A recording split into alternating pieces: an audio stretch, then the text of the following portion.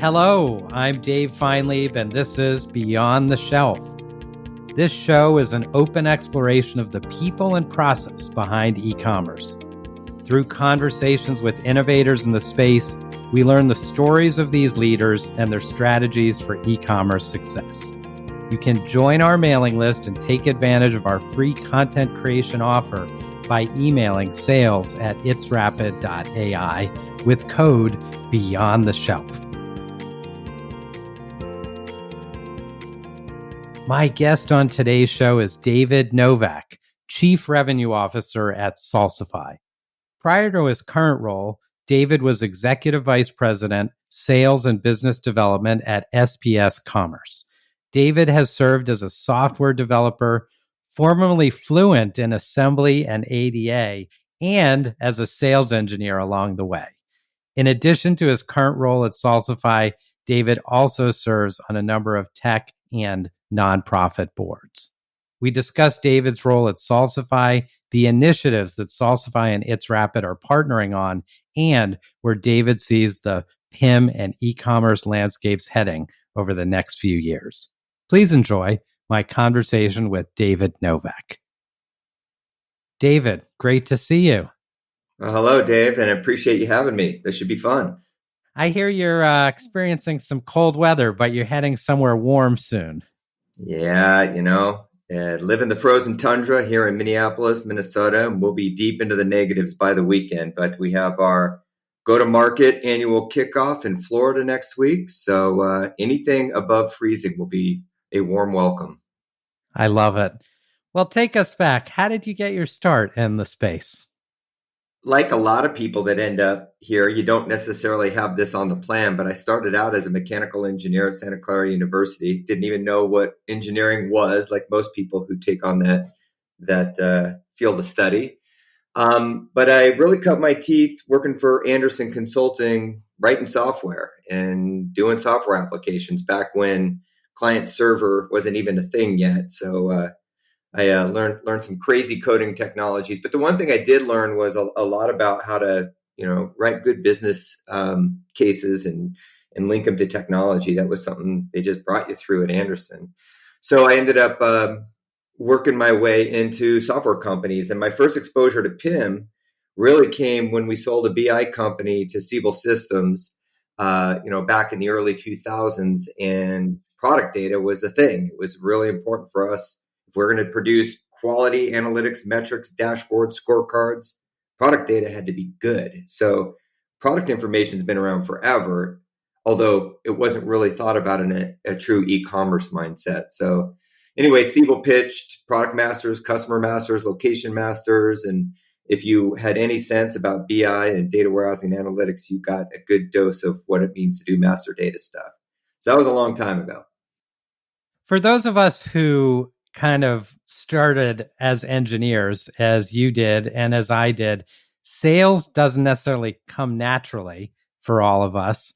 Will you talk a little about that? Obviously, you've had an amazing career, but how did you go from writing code to talking to the customer? Well, for one, I wasn't a very good software developer, so you start there.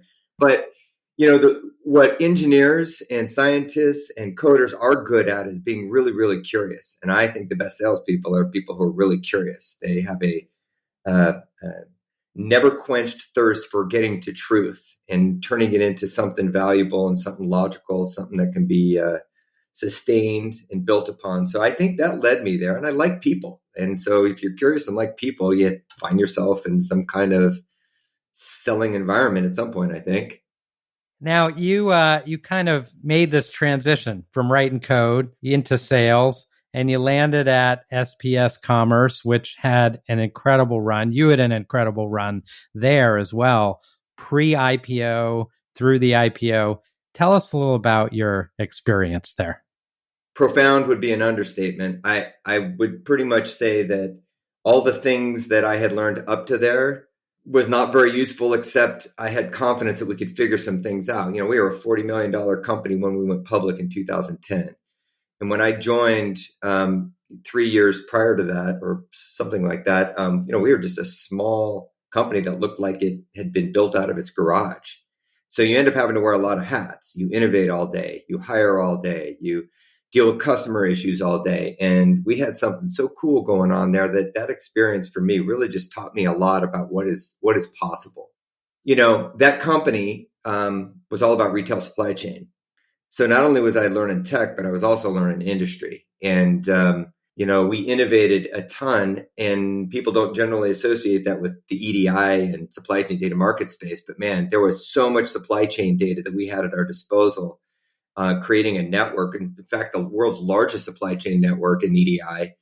And then after we went public, part of the vision was exploiting that data, and we just learned how to do it. So that IPO experience, scaling a company, becoming a dominant player in the space, starting from 20 million when I got there, and now they're over $500 million in revenue.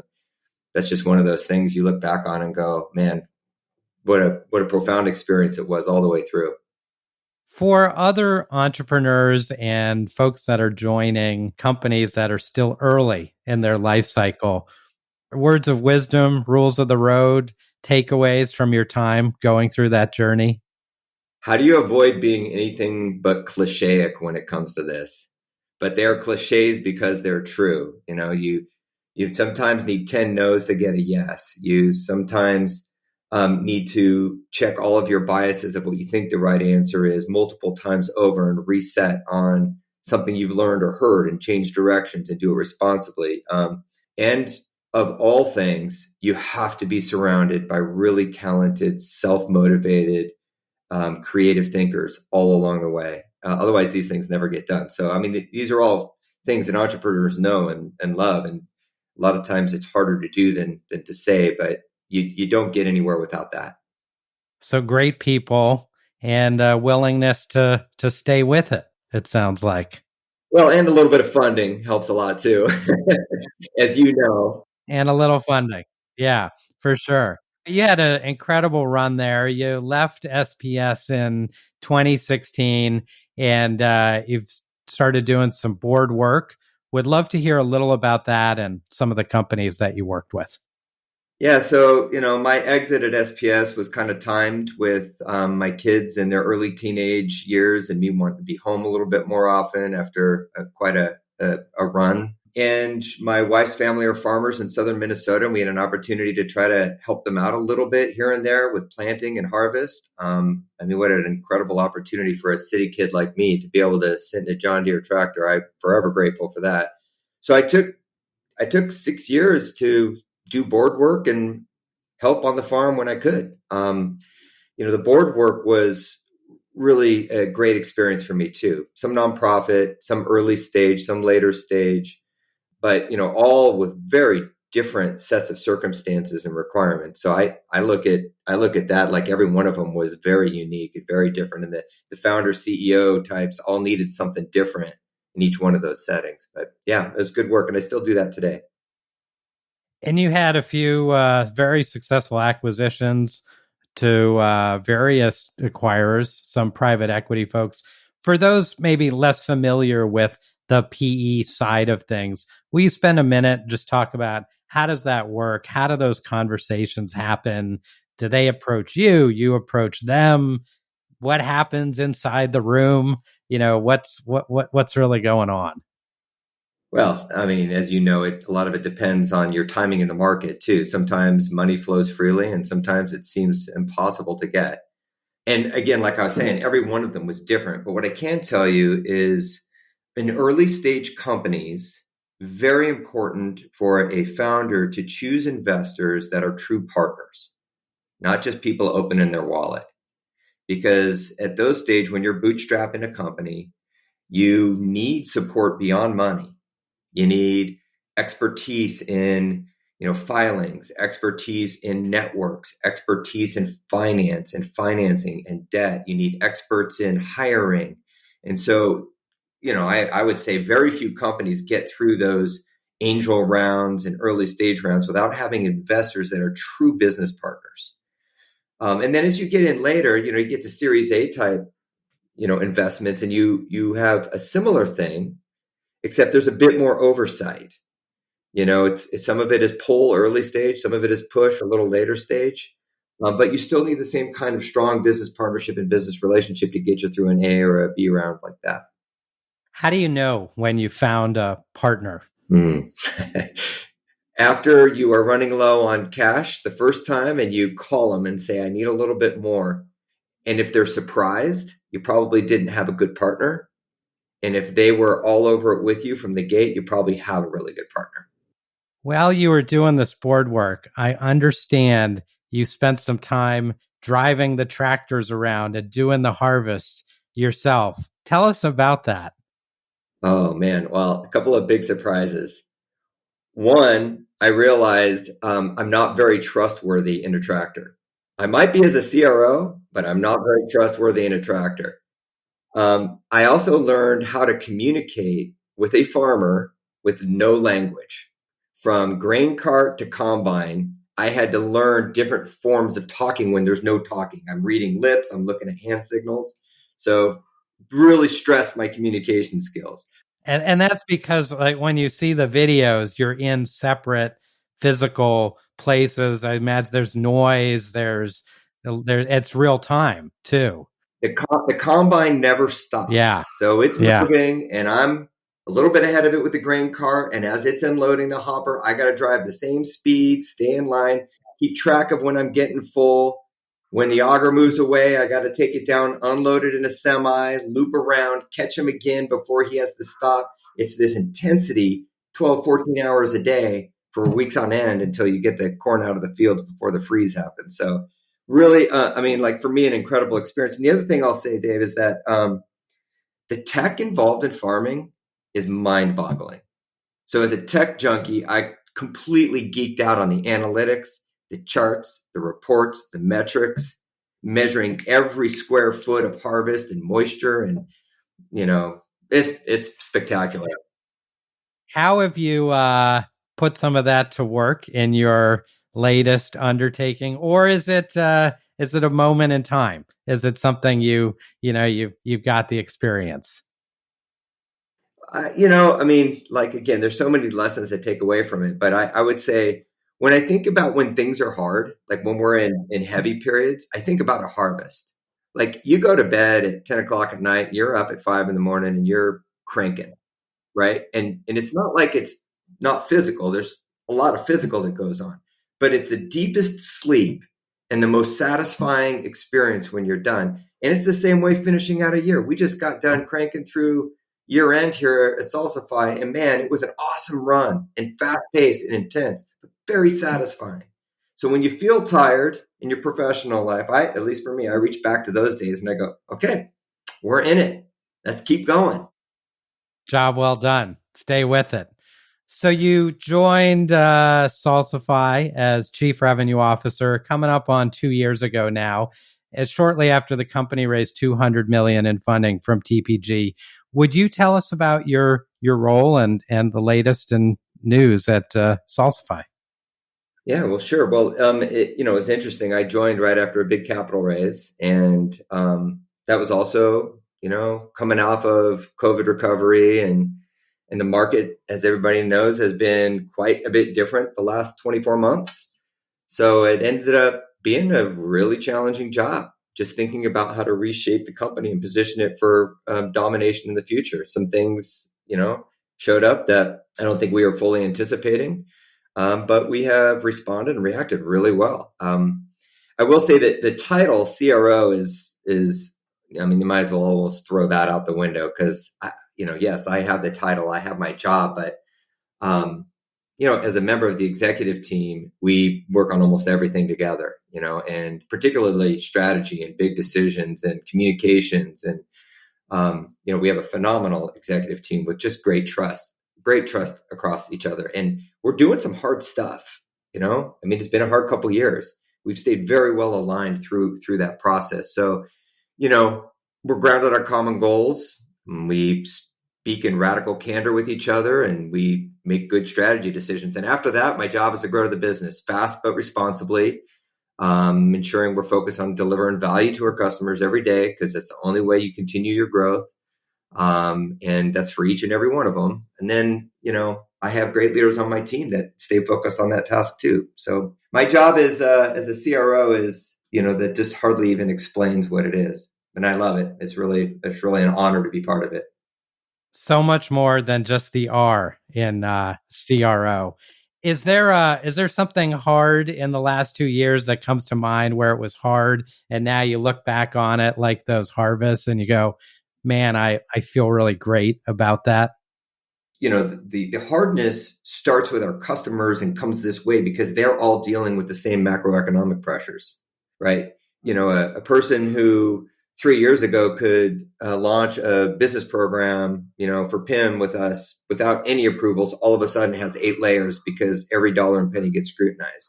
And oftentimes they don't even know what that is. So wallets are tighter, approval processes are longer, and that's because they're under tight budget constraints too. Well, we feel that as well. So the hard thing has been getting creative with our customers and finding a way to advance their initiatives and while addressing some of the budget concerns.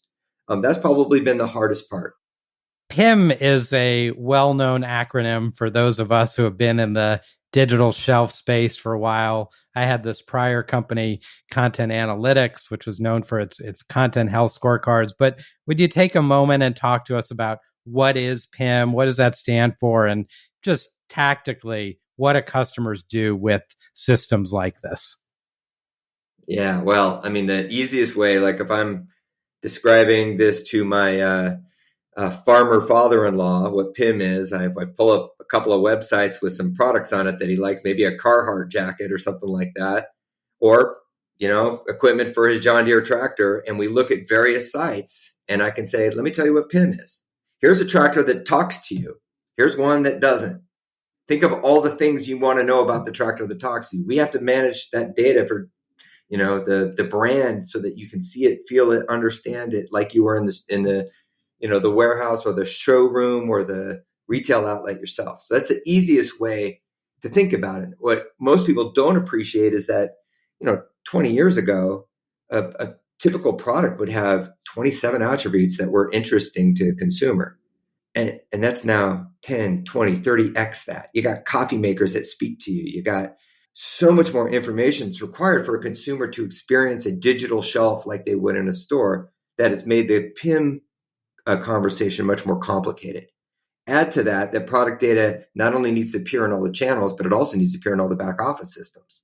Ordering and fulfillment and supply chain all need this as well. So it's a big problem. It's one of the next biggest systems of record categories in the industry. If you talk to Gartner or Forrester, I mean, they're all seeing PXM and PIM, and it's a huge market segment. And you were recently named a leader by Forrester. Congratulations. Very excited about that. Thrilled for you. Tell me about some customer stories or some customer use cases. What do you see the best brands doing really well with their implementations? There's some common things with the smaller market customers as there are with the large market customers, right? Quality content that captivates the imagination of the consumer is something that they share. Doing it in scale is a different story. If you've got, a dozen products sold on Amazon, you can handle that pretty easily. You don't need a lot of sophistication there. But if you are a Nestle or a Mars or a L'Oreal with tens of thousands of products sold in every corner of the world on hundreds of different retail and marketplace sites, and all of a sudden scale becomes like, you can't have enough bodies. It doesn't scale. The problem is exponential, not linear, like hiring people. So some of the things that, customers are doing, and this is just as well as I do, is that they're trying to find ways to automate this through AI and partner applications that can help create content, validate content, increase the speed to market for products that they're putting on the digital shelf. And the innovation is just starting here. I mean, we barely scratched the surface on this, and that's very exciting. Of course, people are really scared about AI, and we could have a whole segment on just that topic, but that's what leading companies are looking to invest in these days. We'll have you back for another segment on that. Thanks for the tee up, though. I am pretty excited about some of the work we're doing together with you. We've got a great capability we just launched in our Cell Sheet Builder, and we've got some mobile hero image capabilities as well. I'd love to hear about those from your perspective and how you see those working in the Salsify ecosystem. The value that you've created in these solutions is already recognized by, leading brands across the industry. So that part is self-explanatory. How we work together, Excel sheets is one example. I mean, again, like we could do 100 use cases of this data, but specifically when we're talking about salespeople, you want them selling, right? They want to be selling. They don't want to be mucking around with sales sheets and creating them and trying to format them, get them right so that they can go have a great conversation. They want that automated with the best, most relevant, most real-time content. The integration with you and us makes that happen with ease. Find me a salesperson that doesn't love that. If we switch to some of the other things like the hero images, you want brands spending their time trying to figure out how to format everything they have for mobile consumption across different platforms. That isn't what they want to do. You make that job really easy. So I switched from my computer to my phone like that, and I got the same experience. Doing that at scale, again, doesn't happen because you got a lot of bodies. It happens because you got great content and you've got partnerships like we have together to automate some of these processes. Well, we're thrilled about those. We're excited to be helping customers move faster. We've also got some great work going on with you on the retailer side. As an example, these connectors for Shopee and Lazada, other retailers in the queue. Tell us about that and how you think about the retailer ecosystem and getting content live. It boils down to this. Retailers don't get in a room together and sit down and go, hey, I have an idea. Let's collaborate and make all of this content stuff easier for all our brands by standardizing with each other. No, that's like they're allergic to those kind of things. And by the way, they don't do that for anything that they do with their brand. So as a brand, you're subjected to each retailer's demands for product content across platforms. They don't do this for EDI. Everyone's is different. Even though it's a standard, you can't forklift one and use it for the other. They don't do it for media, for ordering, for catalogs, not for anything. So brands are sitting there treating each retailer as its own personalized boss across platforms, across content types, across supply chain. And it's tough. It's hard because margins get squeezed out of this. And it gets expensive to serve lots of retailers across those platforms. So I think about the work you do for some of these retailers to help us expand our ecosystem and make it easy. Like, Shopee and Lazada, they become extensions of endpoints that we can serve together efficiently. I will caution in any of the listeners, this is a never done initiative. It will always be out there. There will always be a need for more. Expansion is demanded by the brands and it's virtually unlimited. So this is just another example, Dave, of us scaling together to hit the nature of a matrix with a Cartesian product that is difficult for any one of us to solve by ourselves. Love it. My guest on today's show is David Novak, Chief Revenue Officer at Salsify. Beyond the Shelf is brought to you by It's Rapid. Find out about our new cell sheet builder, which transforms the data in your PIM system into great-looking cell sheets and spec sheets in just minutes. Send an email to support@itsrapid.ai with code BEYOND2024 to find out more. And now, back to the show. Welcome back. David, I've covered so many great topics. Like you were saying, we could probably extend this into a multi-part podcast. Will you take a few minutes and just talk about this idea of the digital shelf? You've seen it evolve and you've seen the underlying data evolve, supply chain, marketing, content, lots of different areas. What are some of the things you're seeing, especially in the last few quarters, the last couple of years, that are different now from maybe what we saw previously? That sounds like a plan for AI again. Could be. It could be. I don't know how to answer that question without going right there, but I'm going to be the first to say in a provocative way that AI is a fad. It's dead. It's going to be gone tomorrow. I know because ChatGPT told me that this morning. So no, I'm kidding, of course. I think I got that wrong. Look, what most brands are trying to figure out in this particular space is how to safely determine the right AI applications that can help them scale. And safely is the important word here. because we're talking about some of the most valuable, coveted assets by the brands.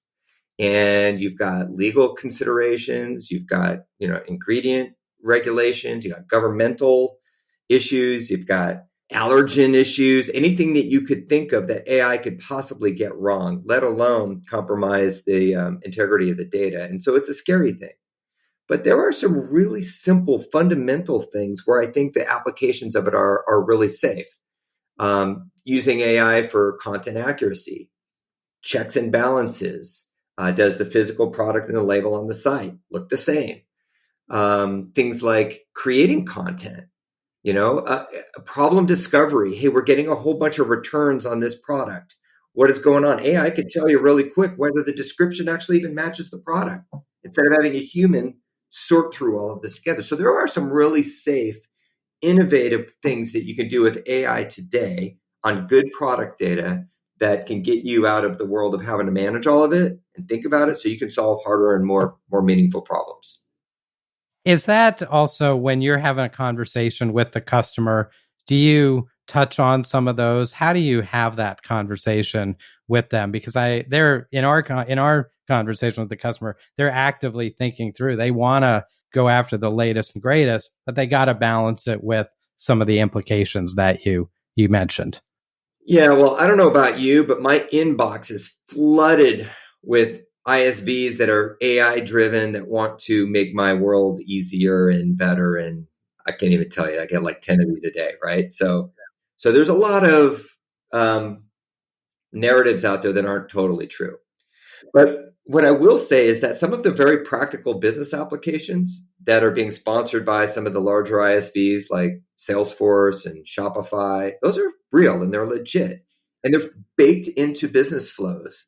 We have, one of our partners, Accenture, works today on very strong, very relevant business flows that integrate the systems of record on the e-com side with the data that lives in PIM and using AI to automate and streamline processes. These are legit and they're real and they're safe and they're private. So, people should not be so afraid to just write off the whole thing. They should be exploring this and figuring out which applications can be highest impact and most relevant. You've got a lot of great, exciting developments going on in the platform. One of those is the ability to support retailer specific content. Would love to hear a little about how brands are thinking about that retailer content. I know that's often challenging to scale, but I think it's something that you're really helping to enable. Yeah, well, I mean, because you've worked with us, but Salsify supports uniquenesses by retailers better than anyone in the market. From locales to language to content, it's just a core competency. We do that people love us for our retailer specific syndication. So, kind of goes without saying, but the demands keep coming and they are evolving fast. For starter, each retailer wants their own content. That's kind of basic. They want geo-specific content. They want it within each buyer. They have content personalization needs by the consumer. Think about that one for a moment. So you got a brand serving it up to a site. It's got a locale, but now they want it very specific to that consumer to try to get that engagement done. Now you're bringing together, it just, the orders of magnitude of that problem go up so fast when you talk about consumer personalization on a retail site. So, we're on the leading edge here, but we certainly can't do it without partners like It's Rapid, nor without AI. Lots of inroads, lots of development here, but it's a long road ahead to maturity. Well, David, we've covered a lot of ground. As we said, maybe a couple more episodes to come. What's on deck for 2024? What are you thinking about for this year and looking forward? Can I make a plug for our Digital Shelf Summit? Oh man, this is going to be fun. So we haven't had a user-driven summit in several years. COVID kind of knocked that out of the sky. We are coming back at the Gaylord in Nashville, Tennessee. It's going to be a phenomenal event. Partners, there's a partner day, a customer day, digital insights day. There's just like a ton of content in this thing. I would encourage you to check it out. We'll have a hotel full of customers. Could have upwards of 1,000 customers there. So this is going to be a pretty major industry event. It's not a Salsify broadcast. It's really a customer summit for engaging conversations, vision, strategy, and connectivity across our brand customers and retailer customers to talk about what's happening in the space. So first week or second week of April 8th is the partner day. So April 8th, 9th, and 10th. Super exciting. We'll include a link to that in the show notes so people can check it out. Great events, great opportunities, lots to come. Well, David, it's been a pleasure chatting with you. I'd love to ask you a couple of closing questions before we wrap up here. The first one is, what two people have inspired you the most in your professional life? And I know it's hard to choose, just two. Yeah. Oh boy, that is a hard one. I'm not going to answer this the way you might expect, because I can look back at leaders I've worked for, but even more so people that have worked for me that have had profound influences in how I think about myself as a leader and an innovator and a coach and just as a human. So there's too many to name there. But I will say I look for professional advice outside of my direct industry, and two people. First has got to be my father, who was a lifelong high school educator. And we talk about my professional life all the time, ever since I graduated from college. And he's just given me a perspective on things that keeps me really balanced and really focused on what's super important. And that helps me stay calm in times of turmoil too. So, I can't say enough about that. And then it's my dog. If you can hear my dog in the background, that would be the second person. I love it. He wants to be on the podcast. No, I'd say the second person is my wife, because she also is in tech. Yeah. And has, been a software developer and a consultant. And she understands what my world's like a lot. And I can bounce ideas off of her. And she gets me thinking beyond my own limitations. And so it sounds corny, but truly those would be the two people. Those are wonderful. Outside of family and friends, what do you do outside of work? What are some of your hobbies? How do you like to spend your time when you do have the time? Anything in the outdoors. I've been a lifelong avid runner. I run a race every year in Oregon called the Hood to Coast, and I do it there's 12 of us that went to college together that have been doing it since 1989. It's a 200-mile relay, so running is a big thing. We all ran across the Grand Canyon and back together, so that's definitely one of the top things. But truly, anything outside, hiking and swimming in the ocean and skiing, that's my world. The more outside time I have, the happier I am. Also, driving the tractor is another opportunity to do that. So. Well, David, for folks that like to find you online, what's the best way for them to connect with you? If you just Google David Novak, you will find the David Novak, CEO of Yum Brands. That's not me. Okay. He's had a lot more success than I have. But the next one down you might find is me. But LinkedIn is a great way. I'm on LinkedIn frequently, so easy to reach me via that mechanism. David, you're far too modest. I have really enjoyed our conversation. Really appreciate all the insights you've shared with me and with our listeners. And a real pleasure speaking with you today. It's an honor, David, and I appreciate the partnership between our businesses. And I look forward to working with you on down the road.